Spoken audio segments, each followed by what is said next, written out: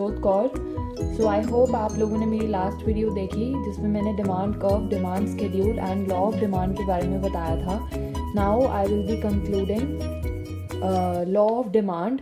उसमें क्या रह गया था हमारा, reasons and exceptions of law of demand. Okay, first of all I will tell you reasons why law of demand has happened, and then I will tell you exceptions. What are the exceptions of law of demand? Okay, so first of all, its reasons. Law of demand, law of diminishing marginal utility. First reason is law of diminishing marginal utility. Diminishing marginal utility का क्या मतलब होता है कि as we increase a consumption of more and consumption of one unit, then utility derived from each unit will be decreasing. अभी I have not talked about this topic. Okay, I will be talking about it later. अभी आप समझ लीजिए diminishing marginal utility क्या होता है कि जैसे हम एक चीज़ को बार बार कंज्यूम करते रहते हैं तो उससे जो हमें सेटिस्फैक्शन मिलती है वो धीरे धीरे कम होनी स्टार्ट हो जाती है. Second is substitution effect, which means substitution effect. If price of one good increase and its substitute is cheaper than that, then we will buy the substitute good. For example, अगर T का price increase हो जाता है और उसका substitute coffee, उसका price जो है सेम रहता है या इधर डिक्रीज हो जाता है, तो I will prefer to buy coffee. Okay. Income effect. If the income of the consumer increases, then his demand for the normal good increases, but demand for the inferior good will decrease. ये मैंने अपनी previous video में किया था discuss income effect. उसमें आप please अच्छे से देखना. एडिशनल कस्टमर्स, जितने ज़्यादा कस्टमर्स आते रहेंगे उतनी ज़्यादा डिमांड बढ़ती रहेगी. Okay, so one additional customer अगर आ गया किसी भी शॉप पे, विच मीन्स एक पर्टिकुलर चीज़ की डिमांड ज़्यादा हो रही है. डिफरेंट यूजेस, एक पर्टिकुलर चीज़ के बहुत अलग अलग यूजेस होते हैं. For example milk is basically जिस प्रोडक्ट के ज़्यादा यूजेस होंगे उसकी डिमांड भी उतनी बढ़ जाएगी. फॉर एग्जांपल मिल्क आपका टी के लिए भी यूज़ होता है, डेयरी प्रोडक्ट बनाने में भी यूज़ होता है, राइट. तो डिफरेंट यूजेस, जो एक प्रोडक्ट है उसके बेसिकली डिफरेंट यूजेस होते हैं, तो उसके अकॉर्डिंगली आपका लॉ ऑफ डिमांड चलता है. आगे आपका आता है एक्सेप्शंस. लॉ ऑफ डिमांड के एक्सेप्शंस क्या हैं, मतलब कहाँ पे लॉ ऑफ डिमांड नहीं चलता, या इन सारे फैक्टर्स पे लॉ ऑफ डिमांड नहीं चलता. Okay, law of demand does not apply. First is gift and good. Gift and good are the inferior goods. क्यों? क्योंकि उसमें क्या होता है, व्हेन इनकम इंक्रीजेज तो हम उसकी कंजम्पशन क्या कर देते हैं. अगर मेरी इनकम इंक्रीज होगी तो लॉ ऑफ डिमांड कहता है कि मुझे उसकी कंजम्पशन भी ज़्यादा कर देनी चाहिए. बट गिफ्ट एंड गुड में क्या होता है, अगर गिफ्ट एंड गुड का प्राइस इंक्रीज होगा, अगर इन्फीरियर गुड का प्राइस इंक्रीज होगा तो मैं उसकी कंजम्पशन डिक्रीज कर दूंगी. फॉर एग्जांपल, अगर मुझे टोन्ड मिल्क पहले 24 में मिल रहा था, अब मुझे मिल रहा है 40 में, और वही सेम मेरा 40 में ही I can get full cream milk, so I will go for full cream, right. क्योंकि सेम अमाउंट में मुझे बेटर क्वालिटी ऑफ मिल्क मिल रहा है, तो मैं वो टोन्ड ना लेकर I will be going for the full cream milk. So gift and goods में क्या होता है, अगर प्राइस इंक्रीज होता है तो आपकी डिमांड जो होती है, अगर प्राइस गिफ्ट एंड गुड का मतलब इंफीरियर गुड का प्राइस अगर इंक्रीज होगा तो उसकी डिमांड डिक्रीज होती चली जाएगी, वहाँ पे लॉ ऑफ डिमांड नहीं चलेगा. सेकेंड आता है आपका स्टेटस सिंबल गुड. अगर कोई प्रेस्टिजियस गुड है, for example branded clothes, diamond, jewellery, तो उसमें लॉ ऑफ डिमांड नहीं चलता. इट डजेंट मैटर उसका प्राइस क्या है, if you want to buy you will buy. Third is fear of shortage. अगर आपको लगे कल को कि इसकी कमी हो जाएगी, फॉर एग्जांपल अगर आपको बोला जाए कि petrol will last for only 10 days, ठीक है, तो आप क्या करोगे, चाहे उसके प्राइस अभी डबल हो, ट्रिपल हो, you will start consuming it more and more, right. फिर आता है ignorance.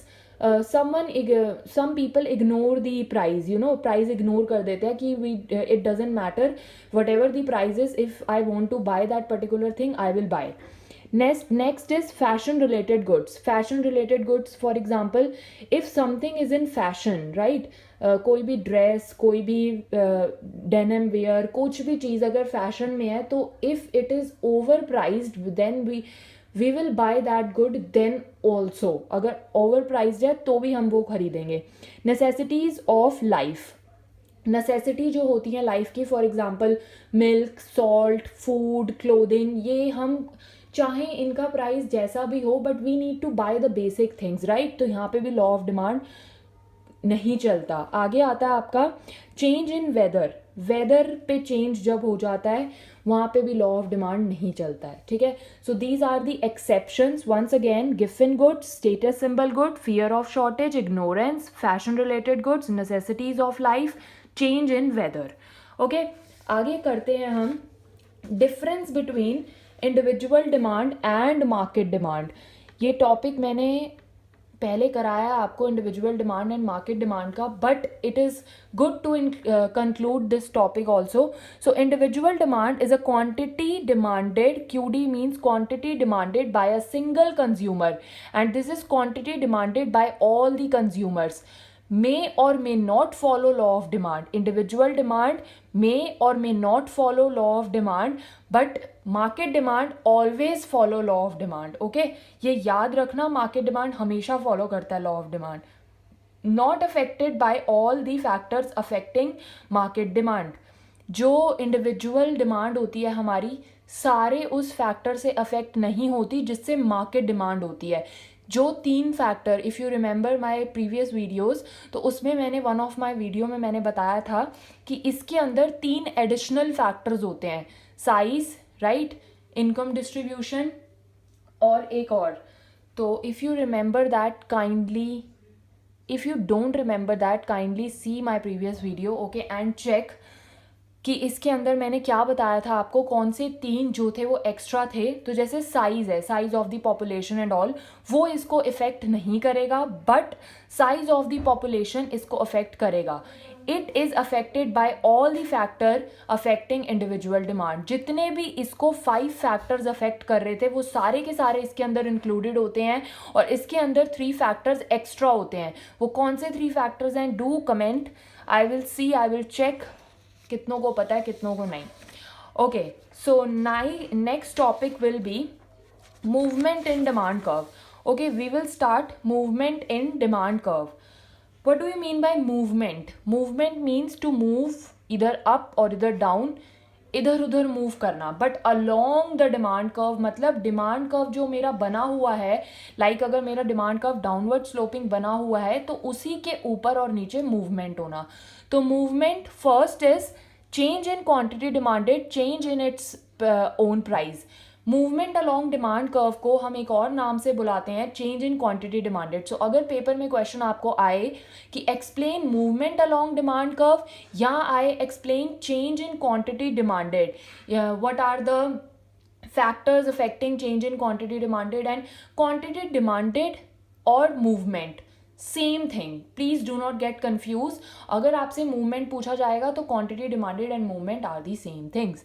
So it is due to quantity demanded change होती है due to its own price. Its own price, खुद का जो गुड कमोडिटी एक्स का खुद का जो प्राइस है उसकी वजह से जब चेंज आता है तब हम उसे बोलते हैं movement along demand curve. Okay, अभी हम देखेंगे लॉजिकली भी कैसे प्राइस चेंज होता है और उसके अकॉर्डिंगली मूवमेंट हो जाती है ऊपर नीचे automatically.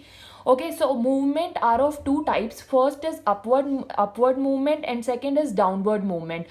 Upward movement is also known as contraction in demand and downward movement is also known as expansion in demand. Okay, so upward movement is due to when the quantity demanded falls due to rise in its price. Upward movement obviously तब होगी जब हमारी quantity demanded कम हो जाएगी, और downward movement कब होगी? When quantity demanded rises due to decrease in price. अभी we will see with the help of an example, with the help of curve कि कैसे होता है. Okay, so this is my curve. ठीक है, previous class में मैंने आपको सिखाया था कैसे कर्व बनाते हैं. So please students remember that, watch that video, how to make demand curve.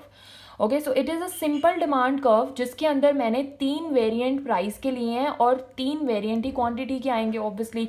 इधर की साइड हम क्या लिखते हैं, ऑलवेज रिमेंबर प्राइस, ठीक है, और इधर की साइड हम क्या लिखते हैं, ऑलवेज रिमेंबर क्वांटिटी, राइट। सो मैंने 3 प्राइस इसलिए लिए हैं क्योंकि this is my constant price, उसके बाद एक इंक्रीज हुआ और एक डिक्रीज हुआ, ठीक है। व्हेन सी, जब ये मेरा प्राइस था P2 तो मेरी क्वांटिटी डिमांडेड थी Q2, बट मेरा प्राइस चेंज हो गया। Change can be both side, price जो है इंक्रीज भी हो सकता है, प्राइस डिक्रीज भी हो सकता है, तो प्राइस चेंज होके मेरा इंक्रीज हो गया, there is an increase in price, ठीक है। So quantity demanded will decrease, पहले क्वांटिटी डिमांडेड Q2 थी, बट अब जो क्वांटिटी डिमांडेड मेरी रह जाएगी वो सिर्फ और सिर्फ इतनी रह जाएगी, इतनी सी। So this is the change in quantity demanded, okay. यहाँ पे देखो क्या हुआ, डिमांड कर्व पहले मेरा जो था वो इतना बना हुआ था, ये बना हुआ था, but now there will be upward movement. ये देखो यहाँ से यहाँ अपवर्ड मूवमेंट हो गया। पहले मेरा डिमांड कर्व सपोजिटली इतना था, बट अब मेरा प्राइस जो है इंक्रीज हो गया है, तो डिमांड कर्व में अपवर्ड मूवमेंट आ गई है, which is this is the upward movement, okay, due to change in price. आगे आपका आता है, फॉर एग्जाम्पल अगर प्राइस जो है कमोडिटी का डिक्रीज हो गया, P2 से P1 प्राइस आ गया, ठीक है, तो देखो लॉ ऑफ डिमांड क्या बोलता है, if price decreases then demand increases, okay. वैसे ही हम चलेंगे, प्राइस अगर डिक्रीज हुआ है तो मेरी डिमांड जो है वो इंक्रीज हो गई, यहाँ से यहाँ पहुँच गई, ओके, मेरी डिमांड इंक्रीज हो गई। सो अब देखो प्राइस डिक्रीज हुआ, डिमांड इंक्रीज हुआ, तो यहाँ पे ये क्या हो गया, डाउनवर्ड मूवमेंट। पहले मेरा प्राइस ये था, क्वांटिटी ये थी, यहाँ मेरा डिमांड कर्व था, बट नाउ मेरा डिमांड कर्व यहाँ से यहाँ पहुँच जाएगा, बिकॉज क्वांटिटी डिमांडेड मेरी अब इतनी ज़्यादा हो चुकी है because of decrease in price. So I hope you guys are clear. अब देखो इसमें चेंज किस में आ रहा था, प्राइस में। मैंने जैसे बताया यहाँ पे change in its own price, जब चेंज उसके खुद के प्राइस में होता है तब मेरी क्वांटिटी जो है क्वांटिटी चेंज होती है, ओके, खुद के प्राइस में चेंज आने की वजह से। पहले P2 था, फिर प्राइस इंक्रीज हुआ, क्वांटिटी कम हुई तो सिर्फ इतनी रह गई, एंड पहले मेरा डिमांड कर्व यहाँ तक स्टॉप था, but there will be an upward movement which is also called contraction. Contraction का मतलब श्रिंक होना, देखो यहाँ से छोटा होता जा रहा है ना, यहाँ से कम होता जा रहा है, ये श्रिंक होता जा रहा है, ओके। सो नाउ मेरा प्राइस डिक्रीज हो गया, if my price decreases then the law of demand says quantity will increase, as it is quantity increase हो गई। पहले मेरा डिमांड कर्व यहाँ पे स्टॉप था, but now there is an extension, देखो एक्सटेंड हो रहा है, बढ़ रहा है, तो एक्सटेंशन होती है डाउनवर्ड में और कॉन्ट्रैक्शन होती है अपवर्ड में। There are two aspects of movement in demand curve which is upward and downward movement, okay. Upward movement is due to increase in price and decrease in quantity. Downward movement is due to decrease in price and increase in quantity. Kindly note down these things and make this curve very clearly, very sincerely, okay. So now shift in demand curve. Shift in demand curve, movement हमने पढ़ लिया, movement का मतलब होता है ऊपर या नीचे होना। शिफ्ट, नाम से ही पता चल रहा है शिफ्ट, तो there will be change in the position of the demand curve. Shift होगा डिमांड कर्व, आगे या पीछे शिफ्ट, ओके। सो दो तरह की शिफ्ट होगी डिमांड कर्व में, या तो राइटवर्ड या तो leftward. So shift is due to change in demand, इसमें सिर्फ चेंज इन डिमांड आता है, ध्यान रखना। इसमें आता है चेंज इन क्वांटिटी डिमांडेड। अभी I will be discussing movement and shift का difference, change in quantity demanded and change in demand का डिफरेंस, उसमें आपको और ज़्यादा क्लियर हो जाएगा। So change in demand is due to change in other factor than price. Price के अलावा जितने भी फैक्टर्स होते हैं, if you remember all the factors, तो आपको ध्यान में आएगा other factors are price of the related good, income of the consumer, taste and preferences of the consumer, okay, and और भी थे, ठीक है, वो अभी मैं आपको बताती हूँ। तो there will be shift leads to either rightward shift or leftward shift. Rightward shift is due to favorable change in the factors. For example, favorable change in the taste and preferences of the consumer will lead to rightward shift and unfavorable change will lead to leftward shift. Basically rightward shift तब होता है जब हमें कुछ अच्छा मिलता है, income बढ़ रही होती है, क्या बोलते हैं, आपके सब्स्टिट्यूट गुड के प्राइस बढ़ रहे होते हैं, ठीक है, ये सब की वजह से आपका होता है राइटवर्ड शिफ्ट. लेकिन लेफ्टवर्ड शिफ्ट होता है जब हमारा सब खराब हो रहा होता है, डिक्रीज इन इनकम हो रहा होता है, जो सब्स्टिट्यूट गुड का प्राइस है वो डिक्रीज हो रहा होता है, ठीक है, और एंड ऑल. सो इसका एक बार कर्व देख लेते हैं. This is price line and this is quantity demanded. So x axis पे मैं क्वांटिटी दिखाती हूँ, वाई एक्सिस पे मैं प्राइस दिखाती हूँ. यहाँ पे लिखना मत भूलना. Okay, this is my normal demand curve. D is demand curve, normal demand curve, ठीक है. और दो डिमांड कर्व आपको और दिख रहे होंगे, D1 D2. Okay, D1 and D2 are two other demand curve. जो D1 आया है मेरा ये वाला, this is the rightward shift and D2 is the leftward shift. Rightward, right, okay, everything is right, everything is सही है, सब कुछ सही है, तो राइटवर्ड शिफ्ट हो गया. अपने हाथ से देखो, राइटवर्ड शिफ्ट. और राइटवर्ड शिफ्ट किस वजह से हुआ है? Due to other factor, not due to price. देखो प्राइस लाइन मेरी एक ही है, price line is same, this is the price, P is the price. उसी प्राइस पे जब मेरा डिमांड कर्व आगे या पीछे शिफ्ट हो रहा है तो that is called shift in demand curve. Okay, rightward shift हुआ या लेफ्टवर्ड शिफ्ट हुआ? राइटवर्ड शिफ्ट तब हुआ जब मेरी इनकम इंक्रीज हुई, जब मेरा टेस्ट फेवरेबल हुआ, जब डिमांड इंक्रीज हुई. ओके, और लेफ्टवर्ड शिफ्ट तब हुआ जब डिमांड डिक्रीज हुई, इनकम कम हुई, चेंज जो है वो अनफेवरेबल हो गया, रिलेटेड गुड का प्राइस में भी कम हो गया हो, इसलिए मैंने इसकी क्वांटिटी जो है वो कम लेनी स्टार्ट कर दी. ओके, सो देखो क्वांटिटी के 3 एस्पेक्ट्स हैं, एक ये वाला, एक ये वाला, एक ये वाला. But as you can see price line is the same. इसके अंदर प्राइस में चेंज आ रहा था, इसके अंदर no change in the price. इसके अंदर डिमांड कर्व शिफ्ट हो रहा है, इसके अंदर मूवमेंट हो रही थी. So please write down, D is the demand curve, D1 shows the shift in the demand curve, rightward shift. D2 shows the leftward shift in the demand curve. Now I will be discussing the factor affecting shift in the demand curve. Okay, पहले हम करेंगे factor of shift in demand curve. First is rightward shift, which means increase in demand. Okay, rightward shift किस वजह से होता है? जब demand मेरी इंक्रीज हो जाती है, डिमांड इंक्रीज हो रही है but factor other than price मेरा कांस्टेंट है, फैक्टर दूसरे कुछ बढ़ रहे हैं. हो सकता है मेरी इनकम बढ़ गई विच मीन्स उस सेम प्राइस पे अब मैं और गुड खरीद सकती हूँ, राइट.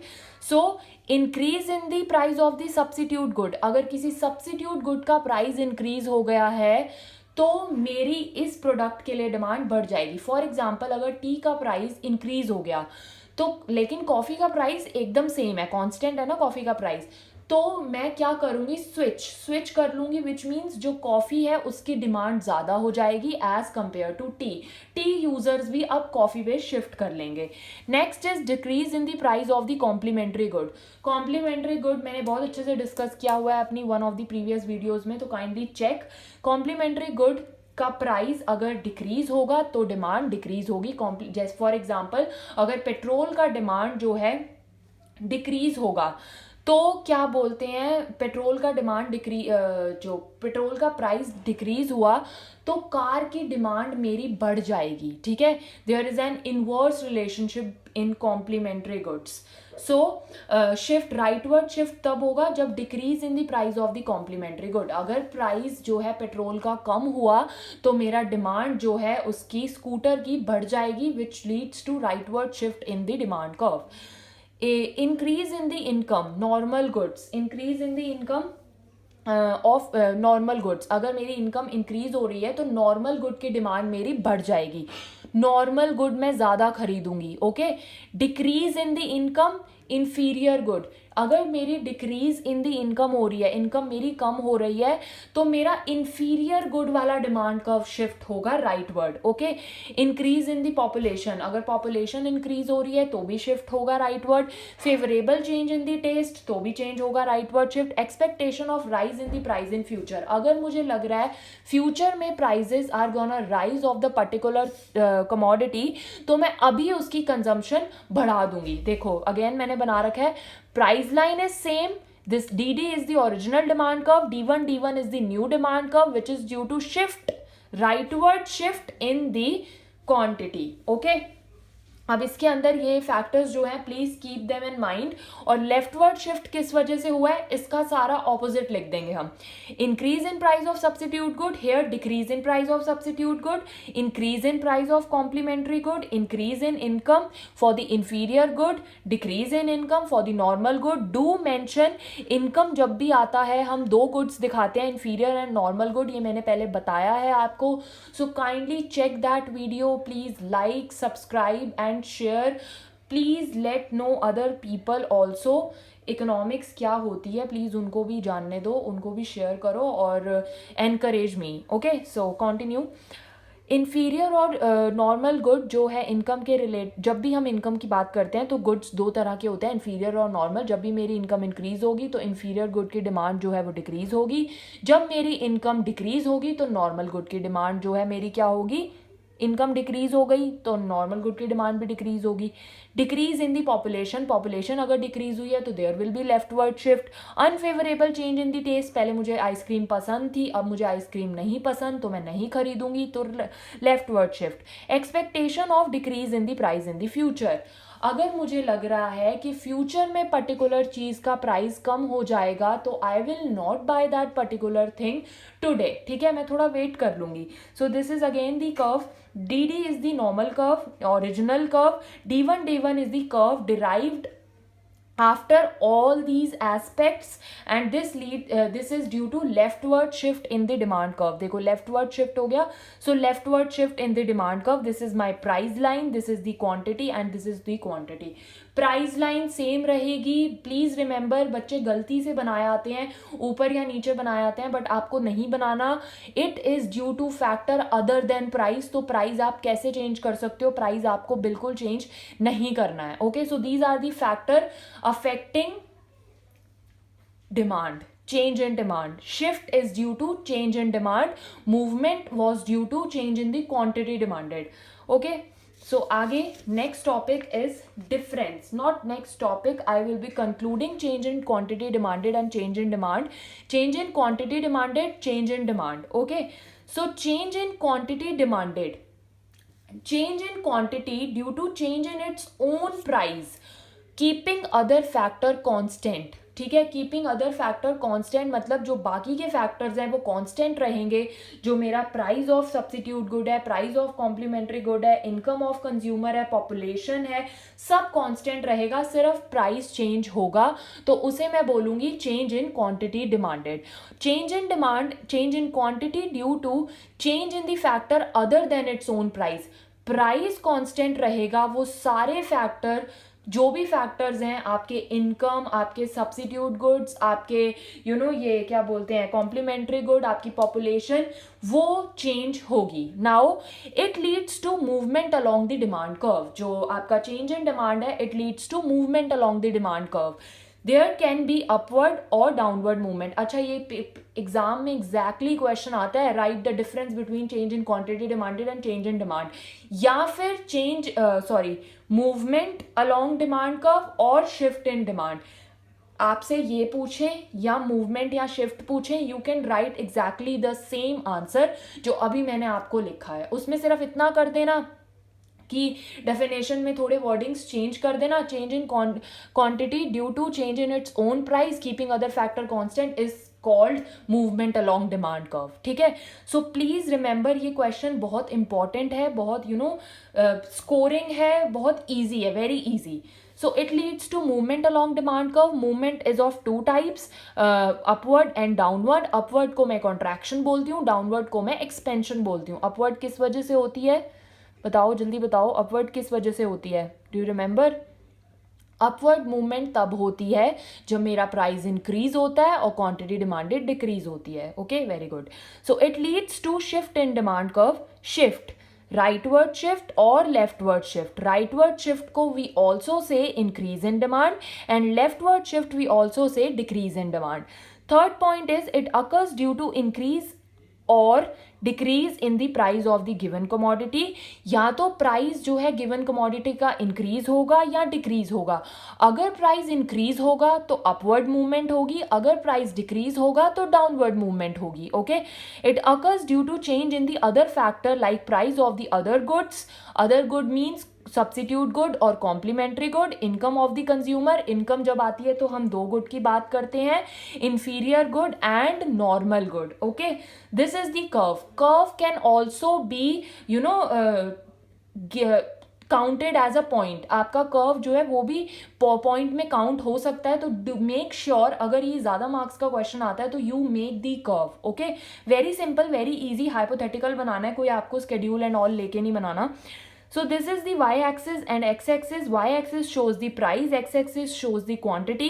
Here, first जो मेरा basic price था that was P1 and at that time quantity demanded was Q1. But my price increases from P1 to P2. P2 से P1 हो गया. ठीक है, पहले P था, P1 हो गया, अब P1 से P2 हो गया. जब मेरा प्राइस P2 हुआ तो मेरी जो क्वांटिटी थी वो और कम हो गई from Q1 to Q2. Q1 से Q2 आ गई. तो there is upward movement along demand curve. ठीक है, अपवर्ड मूवमेंट कैसे हुआ? पहले मेरा कर्व ये था, ये, बिकॉज जो मेरी क्वांटिटी डिमांड, मैं इसको छुपा देती हूँ. पहले मेरा कर्व ये था, ये, ओनली दिस. ठीक है, बिकॉज मेरी क्वांटिटी डिमांडेड जो थी वो इतनी थी, वो ज्यादा थी. बट अब मेरी क्वांटिटी डिमांडेड सिर्फ इतनी सी है.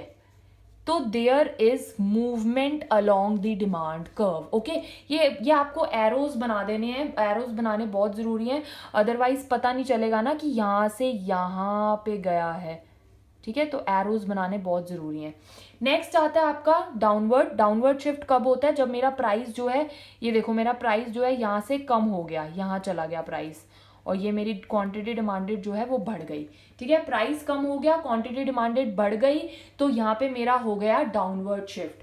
प्लीज नोट, यहाँ पे 3 प्राइजेस लेना ताकि 3 क्वांटिटीज आए, ताकि आप अपवर्ड और डाउनवर्ड दिखा पाएं. और आप इसे अलग अलग भी दिखा सकते हैं, अपवर्ड एंड डाउनवर्ड को. अपवर्ड के लिए एक अलग कर्व बनाना और डाउनवर्ड के लिए एक अलग कर्व बनाना.